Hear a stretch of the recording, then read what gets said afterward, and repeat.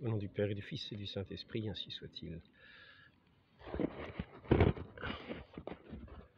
Je voudrais aujourd'hui aborder le sujet du baptême par un autre point de vue, c'est-à-dire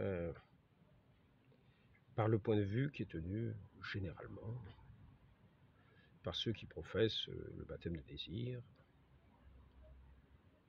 en prenant leur position et en allant, en partant de celui qui est dans l'ignorance, en partant ensuite après ça de celui qui a le désir, qui a l'accident, etc.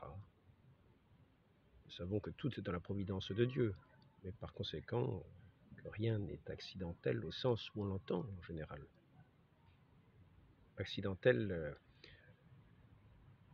par définition, et là ce n'est pas dans ce sens-là que c'est entendu, accidentel, dans son sens de définition, c'est ce qui n'est pas tenu pour nécessaire. Et donc on dit que c'est accidentel. Mais là, ça sera tenu pour le sens habituel dans lequel on entend le mot accident, c'est-à-dire quelque chose d'imprévu qui survient, c'est imprévu par nous. Mais y a-t-il quelque chose d'imprévu aux yeux de Dieu, lui qui est l'alpha et l'oméga et qui connaît toutes choses du début à la fin? Donc, devant qui le temps n'existe pas, lui qui est éternel, qui s'est rendu présent dans le temps en se faisant homme, mais Dieu est éternel et il n'est pas dans le temps. Il porte toutes choses qui se déroulent dans le temps. Donc, je voudrais montrer comment ce déroulement pourrait se concevoir, mais en respectant le vocabulaire. C'est-à-dire, comme je vais vous le dire, en partant du fait que quelqu'un qui n'a pas le sacrement du baptême pourrait être sauvé. Et à ce moment-là, bien sûr, je ne partirai pas d'une définition qui dirait que le sacrement est nécessaire. Je dirais que non, le sacrement n'est pas nécessaire au salut, puisque sans le sacrement, on pourrait être sauvé. Alors maintenant, je vais donc commencer le cheminement, parce qu'il s'agit de, quand nous réfléchissons, il ne s'agit pas d'être illogique, il s'agit de dire les choses logiquement. Par conséquent, je voudrais commencer cette réflexion en disant que on pourrait partir pour commencer cette réflexion comme fondement de cette pensée. Gloire à Dieu au plus haut des cieux et paix sur la terre aux hommes de bonne volonté. Quand nous disons paix sur la terre aux hommes de bonne volonté, nous disons en premier, non pas dans le sens que nous l'entendons généralement, qui n'est pas celui du Christ. Car notre Seigneur nous dit, je vous donne ma paix. Je ne vous le donne pas à la manière du monde. Donc il faut bien comprendre que cette paix dont il s'agit, c'est avant tout la paix avec Dieu. La paix avec Dieu. Nous rappellerons quand même des choses élémentaires, à savoir que nous sommes, de par la nature pécheresse dont nous avons hérité du premier Adam, nous sommes enfants de colère. C'est-à-dire que nous ne naissons pas sauf à. Il y en a qui sont nés. Ils sont nés dans la paix avec leur Dieu, par le passé. C'est-à-dire que, par exemple, Saint Jean-Baptiste, il est dit qu'il a été, non pas qu'il a été conçu sans péché, mais qu'il a été sanctifié dans le sein de sa mère. Qu'il est né, par conséquent, sans péché. C'est pourquoi on fête sa naissance. C'est pourquoi on peut fêter sa naissance. Mais la Vierge Marie, elle a été conçue sans péché et elle est née sans péché. Mais peut-être certains autres saints par le passé, certains prophètes par le passé. Nous voyons que Isaïe, par exemple, n'est pas né sans péché, puisqu'il faut qu'un ange vienne porter un charbon ardent sur ses lèvres afin de purifier ses lèvres.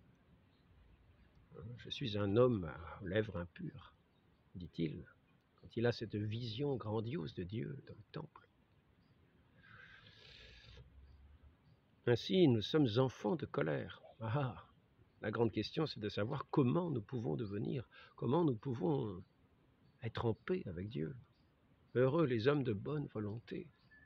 C'est-à-dire qu'en fait, nous naissons, si nous sommes enfants de colère, nous ne naissons pas avec une bonne volonté. Et pour certains, on dira que le péché n'est même pas tenu, le péché originel n'est pas tenu du fait de cette volonté. Car les enfants, ils n'ont pas cet âge de raison, ne sont pas affectés apparemment par cette mauvaise volonté.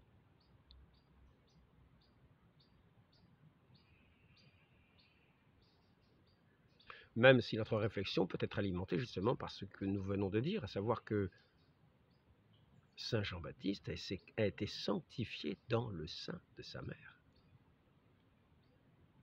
Et que, sans doute, après qu'il soit né, nous n'avons pas vu tous les caprices des enfants que nous pouvons voir couramment chez les enfants.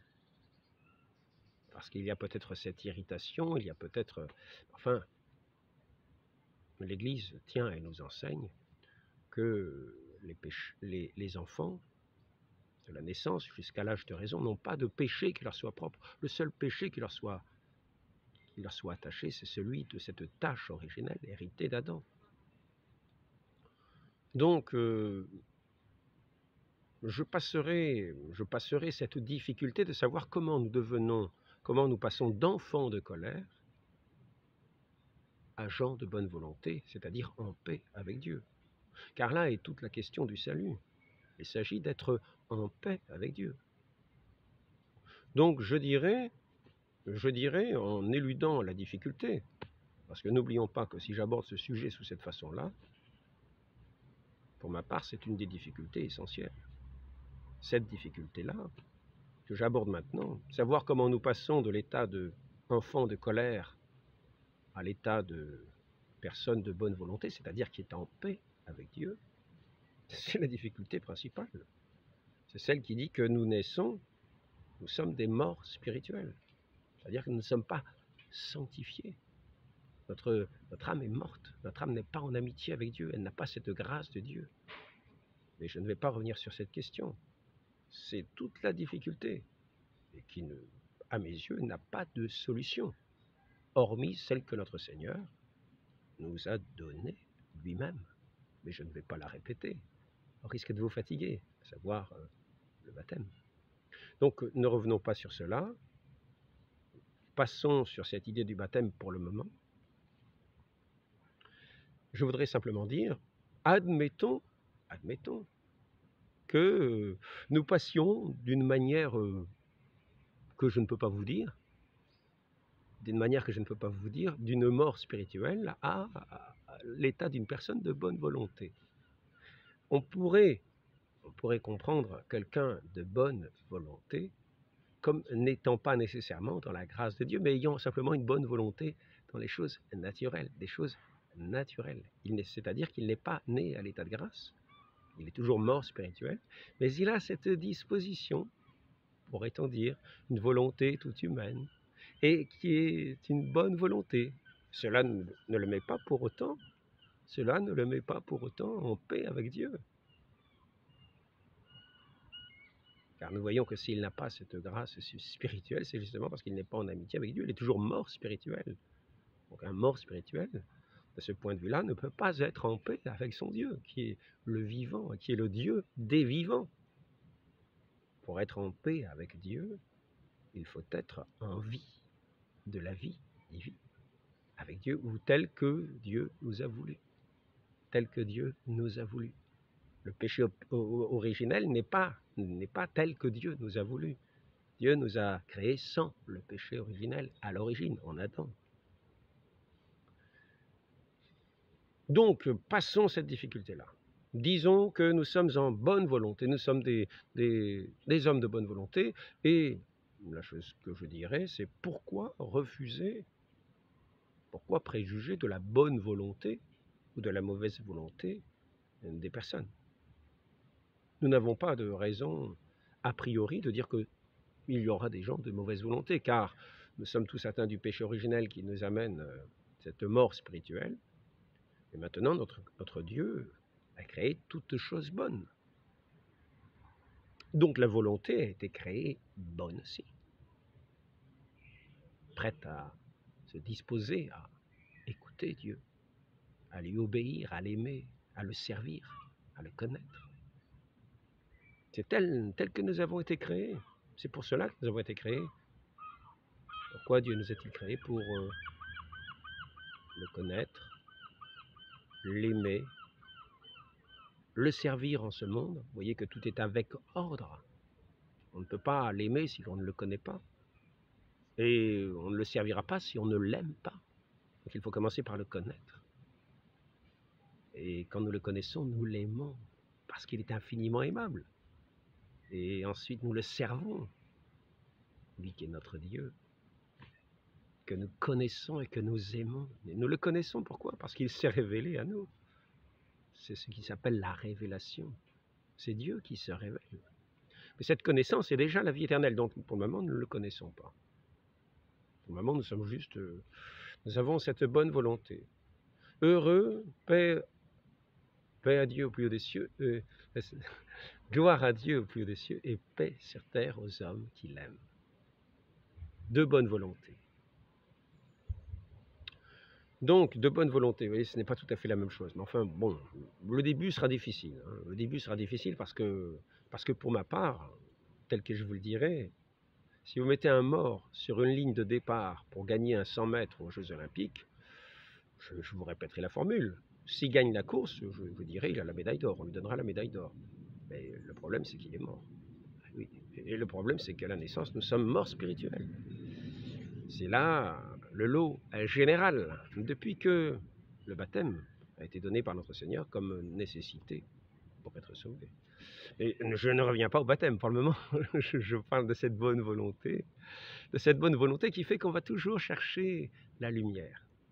La bonne volonté, c'est la volonté qui est tournée vers la lumière. Naturellement, comme une plante est tournée vers le soleil, il va se tourner vers la lumière, comme ces tournesols qui vont tout au long de la journée se tourner vers le soleil. Et plus ils auront cette connaissance de Dieu, plus ils grandiront vers cette lumière, vers ce soleil, vers cette chaleur, vers cette vie qui va donner sa vie, qui va leur transmettre la vie par ces rayons du soleil et par cette eau qui tombera du ciel. Cette eau n'est pas l'eau de la grâce, mais qui pour les plantes est un petit peu comme l'eau de la grâce. Donc, comment se fait ceci?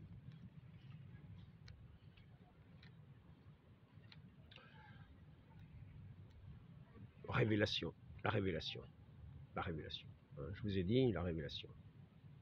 Aussi bien depuis que le monde est monde, le Dieu de toute clémence et de toute bonté n'a-t-il jamais manqué à ceux qui sont les siens?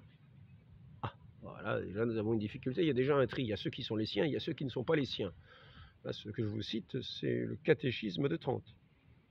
Paragraphe 1 du chapitre 1. On ne peut pas mieux faire. C'est le début. Donc, n'a-t-il jamais manqué à ceux qui sont les siens? C'est dit dans Saint Jean. Mais il a parlé à nos pères. La lettre aux Hébreux, chapitre 1, versets 1 à 2. En plusieurs occasions et en diverses manières, par des prophètes, et selon les temps et les circonstances. Il leur a toujours montré le chemin sûr et droit pour les faire arriver au bonheur du ciel. Voilà, nous en sommes donc là. Nous sommes dans des gens qui sont dans cette ignorance, ils viennent de naître, ils sont dans cette ignorance, ils n'ont pas l'âge de raison. Puis petit à petit, ils vont, par cette bonne volonté, ils vont être tournés vers la lumière, vers la vérité, vers le bien, vers le bien. Et ainsi, au fur et à mesure que Dieu leur révélera, comme par exemple le petit poussé, par quelques signes, le chemin à suivre, ben, ils le suivront. Eux qui sont de bonne volonté, ils vont se dire, ils verront, tiens, voilà une belle chose, voilà une bonne chose, voilà une chose aimable, ben, je vais la suivre, je vais l'apprendre, je vais m'en nourrir, je vais m'en nourrir, je vais je vais grandir dans cette bonté que je sens m'être nécessaire. Et là, nous voyons une première nécessité. Nous voyons une première nécessité si nous voulons grandir selon le dessein de Dieu, c'est que nous devons le servir. Et c'est là la première nécessité de la personne qui a cette capacité de le servir. Eh bien, il faudra qu'il le serve. Là est une nécessité. Et on pourra dire que c'est même une chose absolument nécessaire. Celui qui veut servir Dieu, s'il veut arriver au salut, doit le servir. Et on peut dire que c'est une nécessité absolue. Et là, nous pouvons énoncer que c'est une nécessité absolue que de servir Dieu quand on connaît sa volonté, si l'on veut parvenir au salut. Car si nous rejetons la volonté de Dieu qu'il a sur nous, et qui est justement de nous conduire au salut, si nous rejetons cette volonté, nous verrons bien que infailliblement, nous perdons ce qu'il nous donne pour croître, pour grandir en sagesse, en âge et en sagesse, pour aller à la plénitude de notre être tel qu'il a le dessein sur nous, de nous faire grandir. Donc il nous faut cette bonne volonté, c'est-à-dire cette volonté de le servir en toutes choses, de le connaître, de l'aimer, de le servir en toutes choses. Là, c'est la nécessité. Là, nous voyons que nous pouvons dire, comme par exemple un dogme, il est de nécessité absolue de servir Dieu, mais par amour. Par cet amour, nous le servons parce que nous l'aimons, et nous le servons d'autant davantage que nous l'aimons davantage. C'est une nécessité de la croissance.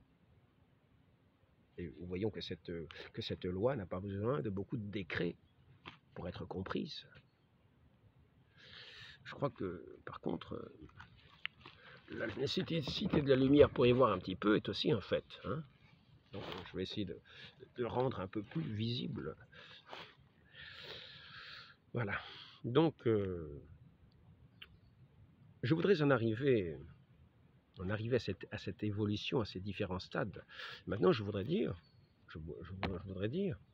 si nous voulons arriver à ce stade de la naissance spirituelle, nous verrons que notre Seigneur nous dit qu'il ne donne pas ses perles aux cochons, qu'il ne faut pas donner les perles aux cochons. Mais s'il voit quelqu'un qui est bien disposé dans les petites choses, eh bien, il lui en donnera de plus grandes. Et c'est ainsi que nous avons aussi cette parabole des talents. À l'un, on va donner 1 talent, à l'autre 2, à l'autre 5.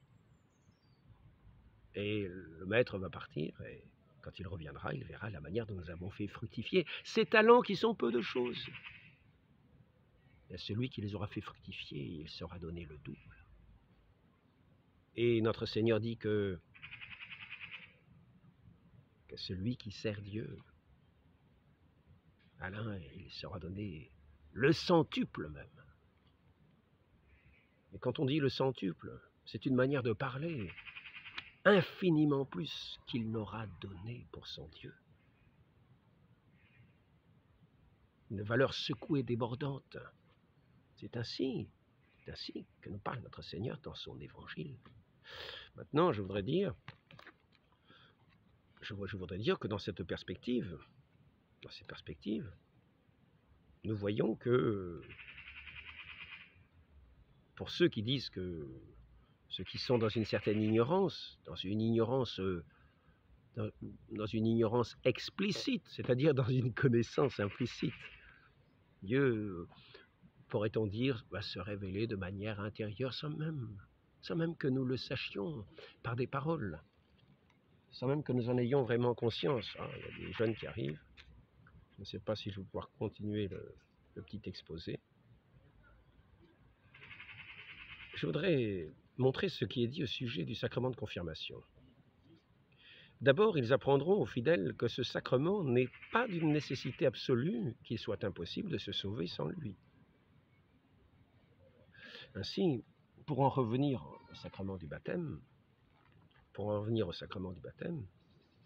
je voudrais dire que dans cette perspective de ceux qui sont de bonne volonté, mais qui ne connaissent pas le baptême, et dont beaucoup d'endroits, en particulier par exemple dans cette, je ne crois pas l'avoir amené avec moi. Hein, je ne crois pas l'avoir avec moi. Le bref de Léon XIII qui a été apposé sur un catéchisme où il est dit que ceux qui sont dans les ténèbres du paganisme, de l'infidélité, n'ayant pas la connaissance du baptême, ils n'auront pas de nécessité du baptême.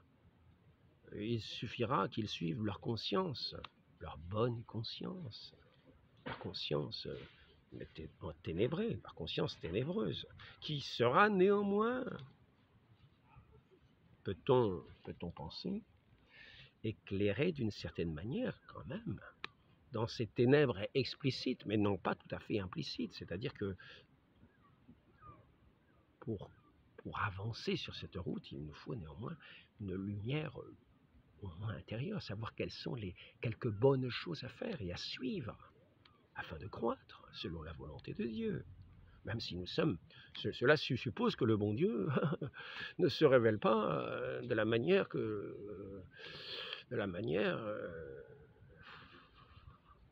pourrait le faire explicitement. Parce qu'il peut le faire explicitement.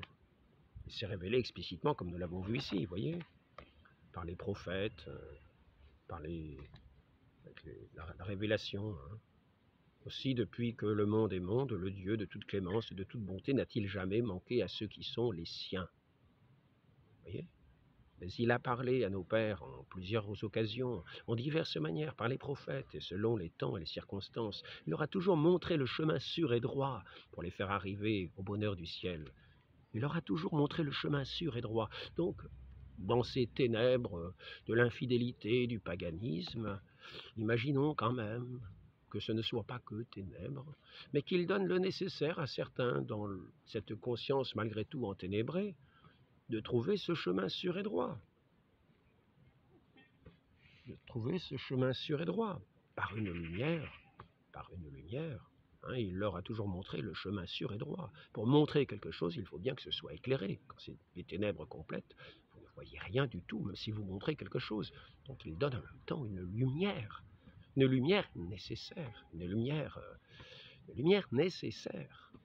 Et cette lumière n'est pas encore cette connaissance du baptême, cette lumière n'est pas la connaissance de notre Seigneur Jésus-Christ, cette lumière n'est pas la connaissance de notre Seigneur Jésus-Christ explicitement, tel que Saint Jean nous le dit, quand il nous dit « J'ai écrit ces évangiles » afin que ceux qui pourront les lire auront connaissance du Christ et pourront être en union avec nous, dans cette communion avec nous. Et c'est ainsi que les apôtres ont parlé, c'est ainsi que normalement aussi nous apprenons que naît la foi, c'est-à-dire de la prédication. Mais je continue, dans cette ignorance invincible, je continue le processus de ceux qui ne veulent pas entendre parler de la nécessité absolue du baptême comme étant une vraie nécessité absolue, tel qu'il est dit d'ailleurs partout. Donc ceux qui diront, comme pour ce sacrement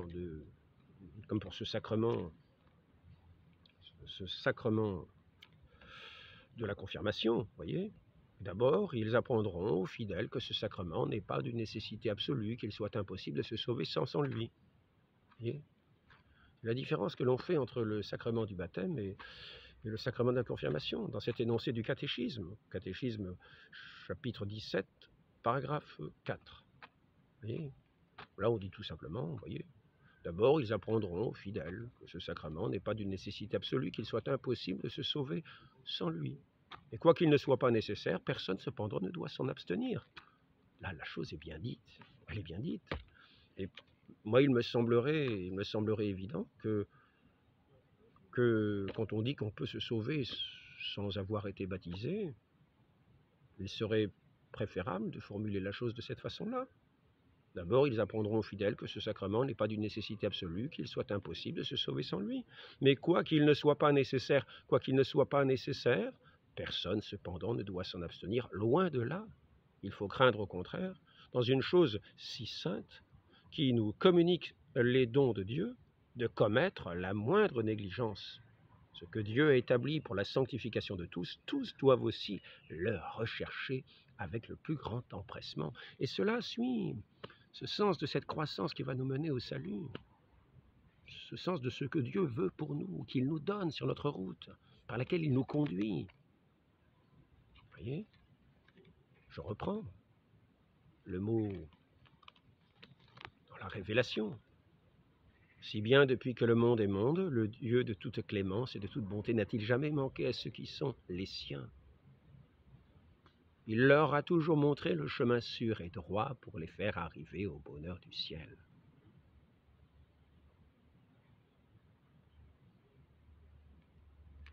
Donc, c'est quand même sur ce chemin que je voudrais arriver au sujet du baptême.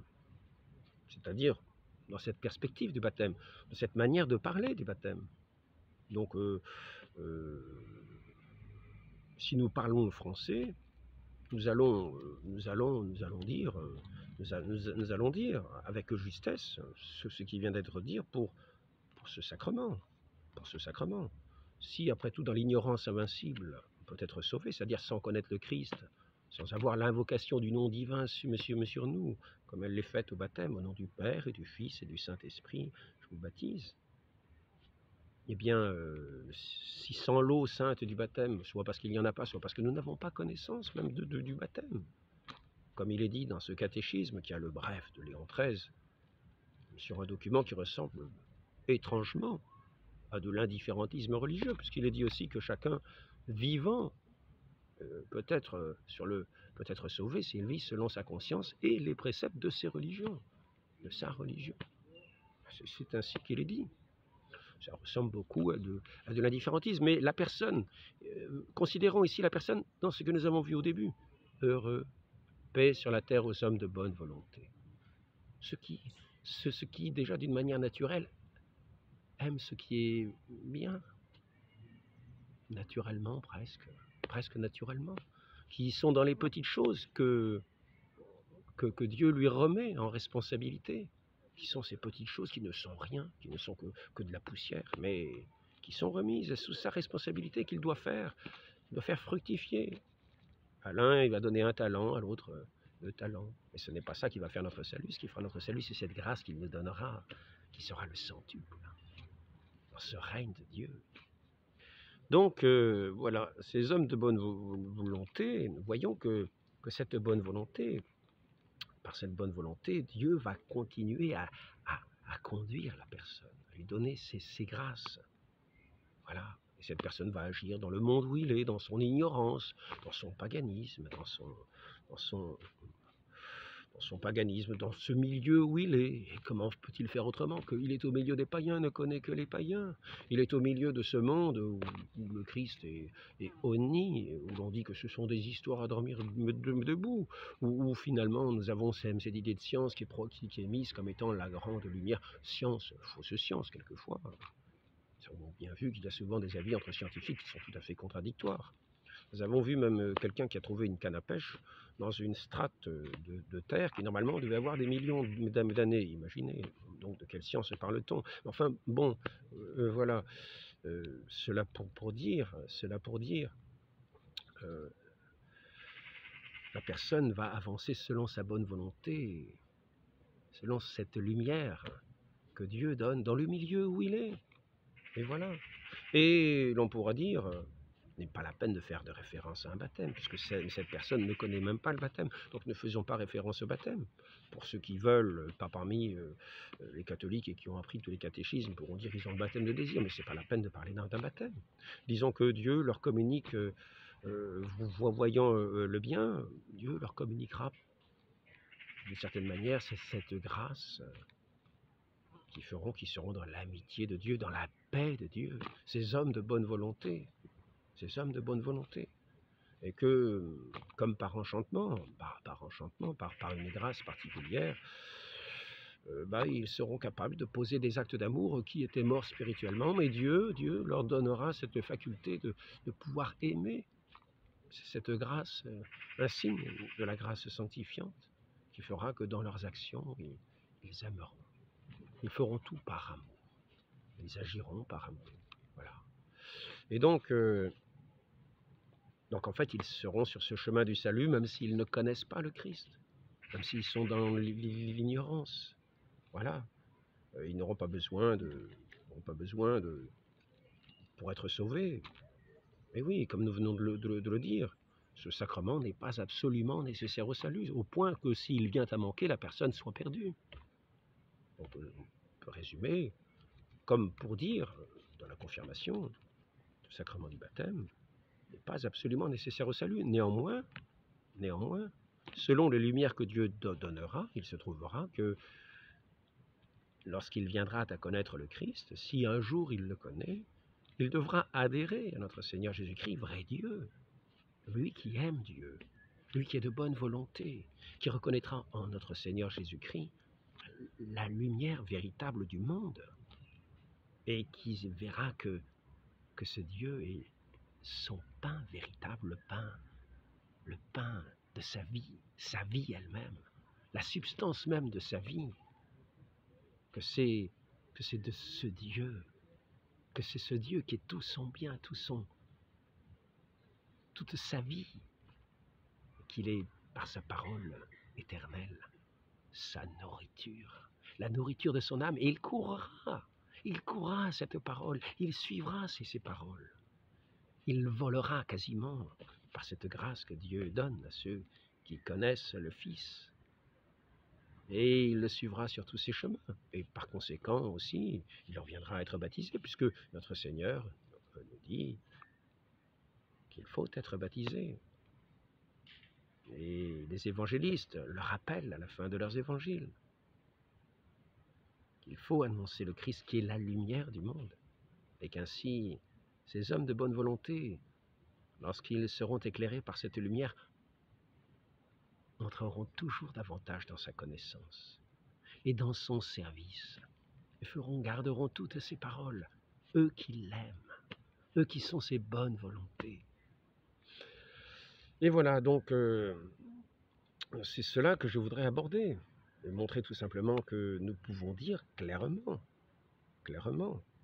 sans dire pour autant que le baptême est superflu. Comme le dit la définition du Concile de Trente. Ceux qui disent que le baptême est superflu,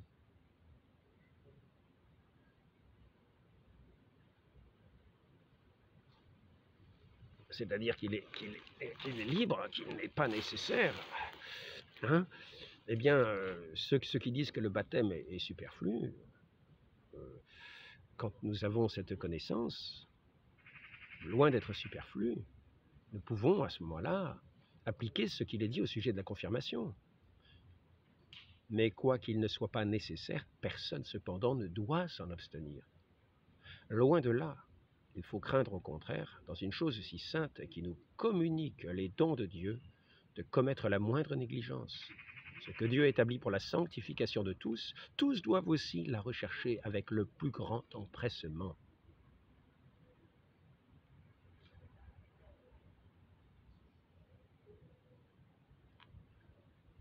Pour tendre à la perfection, car notre Seigneur nous dit à tous, soyez parfaits comme votre Père céleste est parfait. Ainsi, nous voyons que de cette naissance, nous sommes des enfants, je dirais de colère, toujours. Nous passons d'une façon à une bonne volonté, qui aspire au bien, qui aspire à la lumière véritable, parce que c'est pour elle que nous avons été créés. Et ainsi, dans les conditions où nous sommes, quelles que soient les conditions où nous sommes, nous devons toujours avancer vers la lumière pleine et entière, c'est-à-dire vers le Christ, tendre vers lui. Même si nous ne le connaissons pas, nous marchons à sa lumière. Je parle ici de ceux qui sont de bonne volonté, bien sûr, de ceux qui sont appelés bonne volonté. Et ainsi, nous voyons que, quel que soit le degré où nous sommes dans cette marche, notre Seigneur regarde la bonne disposition. C'est ainsi que si nous mourons dans cette bonne disposition, pourrait-on dire les armes à la main, le servant sans même savoir que nous le servons. Et lorsque nous arriverons au ciel, notre Seigneur dira à ce moment-là, j'étais pauvre, j'étais nu, vous m'avez vêtu, j'avais faim, vous m'avez donné à manger, j'avais soif, vous m'avez donné à boire, j'étais un prisonnier, vous êtes venu me visiter. Mais quand avons-nous fait cela, maître? Ce que vous avez fait au plus petit, c'est à moi que vous l'avez fait. Voyez, sans même le savoir. Maintenant, juste, je voudrais approcher d'une certaine manière, de la conclusion. Car nous voyons bien que dans ce chemin, nous ne pouvons pas dire que le baptême est absolument nécessaire pour être sauvé. Ce qui apparaît comme étant absolument nécessaire pour être sauvé, c'est de connaître Dieu d'une certaine manière, même implicite, et de nous tourner vers lui. De nous tourner vers lui en le servant, même de manière implicite, sans savoir même que nous le servons. Comme il le rappelle dans cette phase du jugement dernier, les brebis à ma droite, les boucs à ma gauche. Allez-vous-en, vous, je ne vous connais pas, qui commettez l'iniquité. Venez à moi, les bénis de mon Père. J'ai eu faim, vous m'avez donné à manger. J'ai eu soif, vous m'avez donné à boire. Mais quand est-ce que nous avons fait cela, Seigneur? Ainsi, nous voyons que ce qu'il est nécessaire, nous voyons que quand nous parlons de cette manière-là, il nous faut dire que ce qui est nécessaire, c'est de servir Dieu avec ce cœur de bonne volonté. Voilà l'unique nécessité. C'est là l'unique nécessité. Il n'y en a pas d'autre. Cherchez-en d'autres. Je n'en vois pas. Alors maintenant, pourquoi nous est-il dit, s'il en était ainsi, pourquoi nous serait-il dit maintenant, voilà l'enseignement qu'il faut absolument communiquer aux fidèles, c'est que le sacrement du baptême est absolument nécessaire au salut, ainsi que l'entendait l'ensemble des auteurs ecclésiastiques par toute l'Église.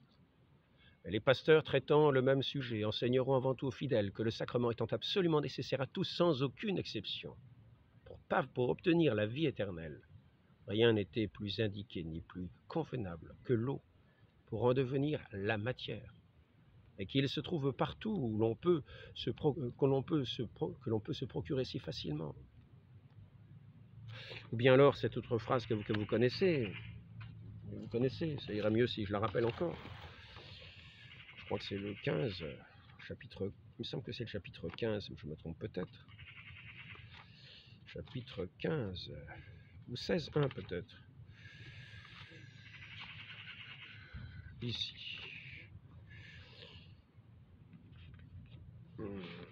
Ici.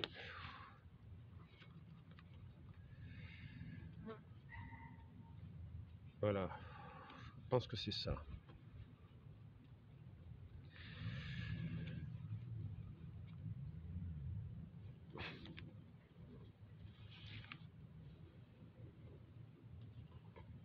Non, ce n'est pas cela. Voilà, ça va être ici. Enfin, comme l'enseigne l'apôtre, non, ce n'est pas ça non plus. On va y arriver, on va y arriver. On va y arriver. Je l'espère, je ne me décourage pas.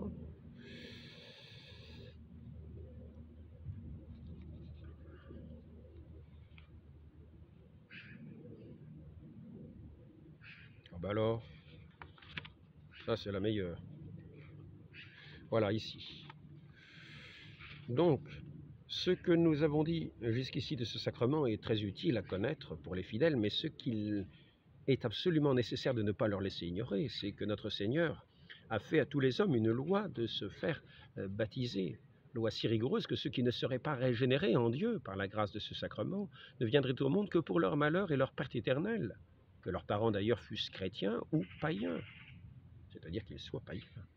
C'est pourquoi les pasteurs ne sauraient expliquer trop souvent ces paroles de l'Évangile. Si quelqu'un n'est pas régénéré par l'eau et par l'Esprit Saint, il ne peut entrer dans le royaume des cieux. Pourquoi parler de cette façon? Et cette loi ne regarde pas seulement les adultes. L'autorité et les témoignages des pères établissent qu'elle atteint même les petits-enfants et que l'Église l'a reçue de la tradition apostolique.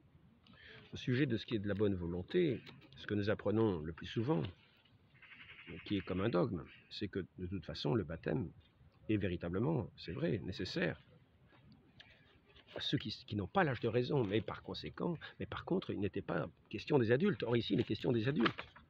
Nous voyons que ce baptême, cette loi ne regarde pas seulement les adultes. L'autorité et les témoignages des pères établissent qu'elle atteint. Alors, pourquoi, si la bonne volonté est suffisante, nous dire que ce baptême est nécessaire au salut? Pourquoi le formuler de cette façon-là? Il suffirait de dire la bonne volonté seule est nécessaire. La bonne volonté seule est nécessaire. Heureux les hommes de bonne volonté. Voilà la seule nécessité. Si nous avons le baptême, si nous avons la grâce d'entrer davantage dans cette connaissance de Dieu, si nous avons, eh bien, rendons grâce. Si nous avons l'avantage d'avoir les sacrements, si nous avons l'avantage d'avoir la communion, la divine communion, si nous avons l'avantage d'avoir les sacrements du pardon, c'est parce que justement nous commettons des péchés. Mais dans la bonne volonté, peut-être notre Dieu nous donnerait les grâces quand même, lorsque nous avons le regret profond de cheminer, de continuer de cheminer vers lui. Mais pourquoi dire aussi que... mais pourquoi l'Église dit dans ce sens-là, nous explique-t-elle que le transfert de l'état de pécheur à l'état de grâce ne peut se faire sans l'eau de la régénération ou sans le désir de l'eau, alors qu'il n'est question que de bonne volonté pour ceux qui sont loin de la grâce, pour ceux qui sont loin de cette connaissance de l'Évangile. Pourquoi parler de cette eau? Pourquoi parler de cette eau? Si ceux qui n'en ont pas connaissance n'y ont pas obligation, pourquoi faire un dogme de cette façon-là? Dire sans l'eau, sans le désir de l'eau. Avouez que c'est une drôle de chose, que c'est une question, que cela doit nous poser question. Donc, je voulais juste amener cela simplement à la réflexion. Pour ceux qui pensent que la volonté seule et la bonne volonté seule, c'est-à-dire celle qui nous dirige davantage, toujours au service de notre Seigneur, dans les moindres lumières qu'il nous donne, dans sa connaissance, dans l'amour de sa connaissance, et qui pense que notre Seigneur donne sa grâce à ceux qui marchent ainsi, dans cette connaissance et son salut finalement. Mais pourquoi faire de ce baptême un degré si important, alors que pour le sacrement de confirmation, on parle tout à fait justement. D'abord, ils apprendront aux fidèles que ce sacrement n'est pas d'une nécessité absolue, qu'il soit impossible de se sauver sans lui. Et quoi qu'il ne soit pas nécessaire, personne cependant ne doit s'en abstenir, loin de là. Voilà, c'est simplement ce que je voudrais dire ici. Et la conclusion que je dirais, c'est simplement, si nous parlons de la nécessité du baptême, c'est parce que c'est notre Seigneur qui nous en parle. Lorsqu'il nous dit « Nul ne peut entrer dans le royaume des cieux s'il ne renaît de l'eau et de l'esprit. » C'est pour cela que nous voyons ici. C'est pourtant une vérité incontournable que jamais, pour aucune cause, le baptême ne peut exister s'il n'est administré avec l'eau naturelle. Et aussi, cette autre parole,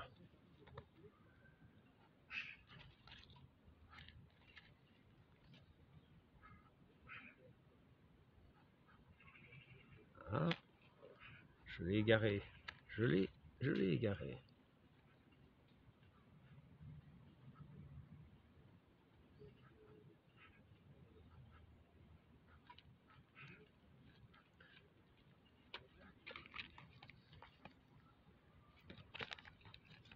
Tiens, matière de l'eau. Vous voyez, je fais des cartes. Je fais des cartes et je les perds.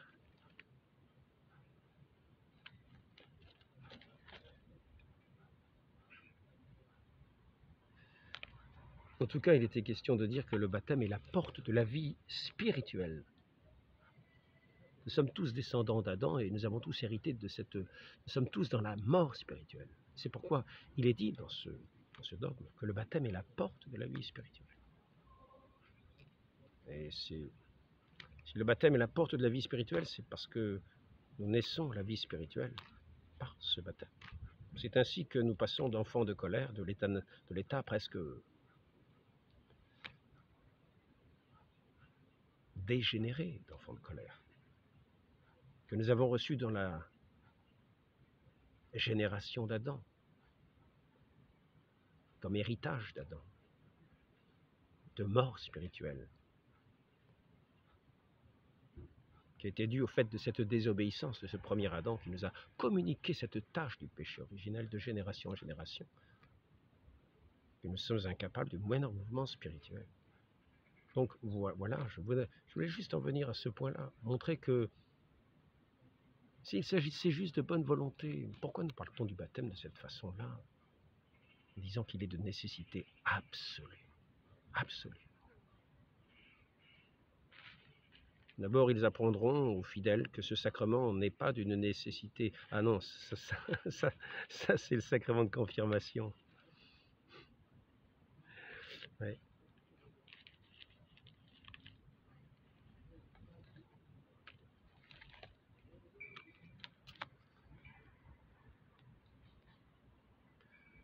Que le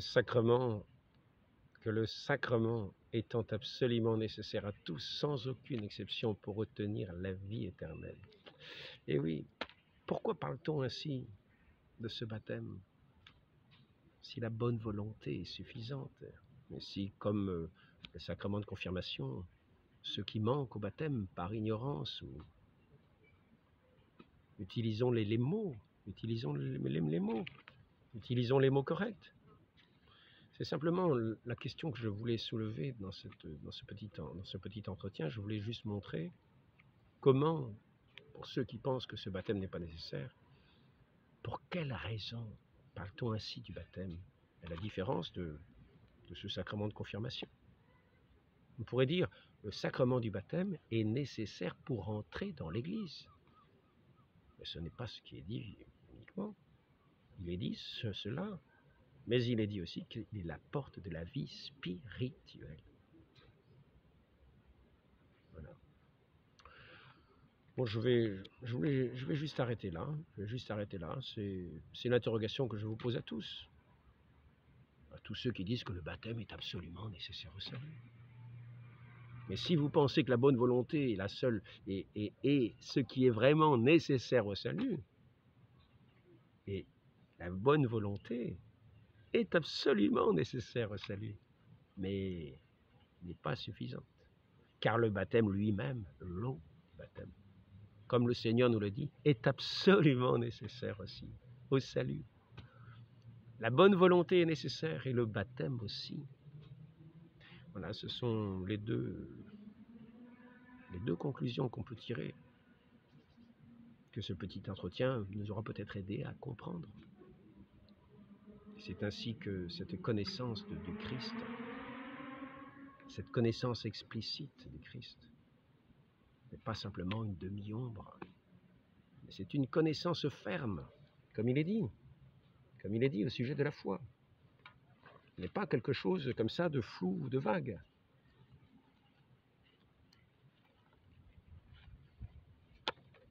Car lorsque nous sommes confrontés au monde et que nous devons tenir face au monde, emportés à tout vent d'idées, sous les menaces, sous les pressions, il faut avoir la foi au Christ. Et ainsi, croire, c'est un acquiescement très ferme, inébranlable et constant de notre intelligence au mystère révélé de Dieu. Et croire en Dieu, ce n'est pas simplement connaître Dieu. Avoir foi en Dieu, ce n'est pas simplement connaître Dieu. C'est avoir foi, que nous pouvons avoir confiance en lui, que nous pouvons nous jeter dans ses bras en toute confiance. Ce n'est pas simplement une connaissance, dire « Oh, mais pour ceux qui... c'est complètement idiot de dire croire, croire, croire. » Non, c'est savoir qui est important. Non, ce n'est pas savoir. C'est véritablement croire en Dieu. Parce que je peux très bien savoir que Dieu existe. Mais je peux très bien ne pas croire en lui à ce point qu'il a donné sa vie pour moi et que je peux lui faire une totale confiance. Et c'est cela, croire. Ce n'est pas simplement un savoir. C'est une certitude. C'est un acquiescement très ferme, inébranlable et constant de notre intelligence au mystère révélé. Et ce n'est pas dans des demi-ombres que nous avons cette certitude. C'est par la connaissance effective de notre Seigneur qui a donné sa vie pour nous sur la croix, qui est le point de notre ancrage, de notre foi, dans cet amour de ce Dieu qui a donné sa vie pour nous. Et nous pouvons nous donner tout entier, toute notre espérance en lui. Ce Dieu de charité, qui mettra ce feu de son amour. Il fera naître dans nos cœurs ce feu de son amour, lorsque nous aurons plongé tous nos péchés dans cette eau sainte du baptême. Et à ce moment-là, ce feu du ciel fondra sur nous et nous animera de cette charité, dans cette foi inébranlable au Christ qui nous fera vainqueurs du monde, car le vainqueur du monde, c'est notre foi. Nous connaissons le monde, mais nous n'y croyons pas. C'est cela la différence pour ceux qui se plaisent dans des langages scientifiques.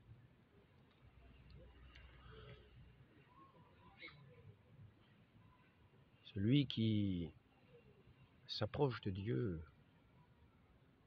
la foi est le principe du salut de l'homme, le fondement et la racine de toute justification.